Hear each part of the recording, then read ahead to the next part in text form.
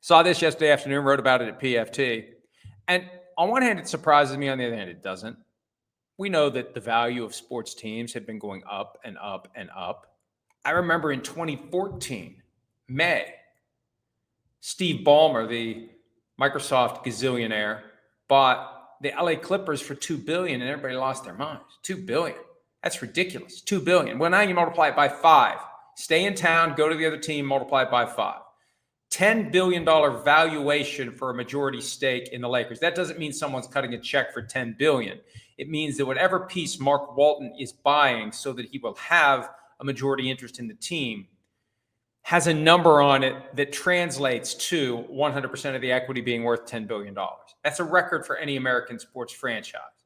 Recently, the 49ers sold a slice of their team at a valuation of $8.6 billion. So when you take whatever percentage was sold for the price that was applied to that percentage and you multiply it out to 100%, that's $8.6 billion. Well, what would an NFL team go for right now if a team was for sale? Easily 10. Look at how it's skyrocketed. David Tepper bought the Panthers, 7-8 years ago for $2 billion and change. The Broncos went for $4.65 billion in 2022. The next year, the Commanders go for $6.05 billion. If 100% equity in a team was available right now, or at least controlling interest, majority interest, even if it's not 100% that you buy, the valuation would be $10 billion minimum. I'd say closer to 15 than 10. And if it was a team like the Cowboys that suddenly became available, are you kidding me?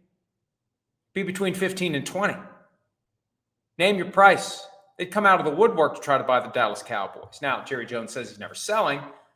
And every time I see one of these stories in Forbes or wherever where they value a team, I always laugh.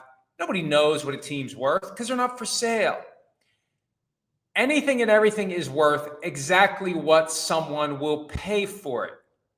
If the Cowboys were for sale, someone would pay a lot of money, well over $10 billion. And that's why these sales of teams that aren't in the NFL, that are in other sports, the higher they go, that's good for the NFL. That supports the price going up and up and up. And the one team to watch in the NFL right now is the Seattle Seahawks, because at some point, Jody Allen, sister of the late Paul Allen, will be selling that team. Not long ago, the Portland Trail Blazers, also owned by Paul Allen's estate, were officially put up for sale. At some point, the Seahawks will be sold. And as time passes, that number just keeps going higher and higher. There's no other team that's currently on the market. Now, I'm going to assume that the Irsay family put the appropriate estate plans in place where there won't be some gigantic tax bill based upon the value of the Colts, but that's part of the issue here. How do you determine the value, the true value of an organization that has one specific, and I know there are accounting ways to determine something's book value, but what it is on paper versus what someone would pay for it are two different things. And don't get me started on estate taxes. I'm a firm believer that as you've made your money and paid taxes on your money, as you've lived your life and given every year a significant percent to Uncle Sam, why do you get taxed again when you bequeath that money to family members or friends or whoever you damn well please after you die? Anyway, that has been an impediment in the past. It has forced the sale of multiple NFL franchises over the years. That could be. I'm not saying it will. I'm just saying we're assuming that they won't have to sell the Colts to pay the estate tax, but the higher the value of the team goes, any team, the greater the number that will be run through the system to come up with whatever Uncle Sam is owed when it's time to pay that estate tax bill. So for now, Seahawks. Who else? I don't know. At some point, though, won't one of these owners that otherwise isn't thinking about selling, won't one of these owners decide, you know what? I'm good. I've done enough. I've had my fun. I've got to own a team for X number of years. I'll tap out now and take my initial investment and multiply it by 20 or 30 or 40 or 50 or whatever the number may be, depending upon how long the person has owned the team.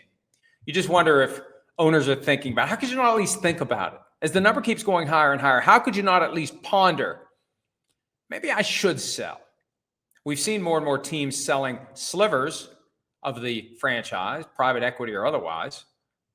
Takes a little money off the table. How you could, depending upon how long you've held a team, you could make more by selling 7, 8, 9, 10% of the team than you paid for the team in the first place. Maybe twice that amount, depending upon, again, how long you've owned the team. So Lakers going at a valuation of $10 billion is very good for the NFL and just proves that these numbers will keep going up and up and up. Hi, it's Mike Florio. Thanks for watching PFT on YouTube. Hit subscribe for the latest news and analysis from Pro Football Talk.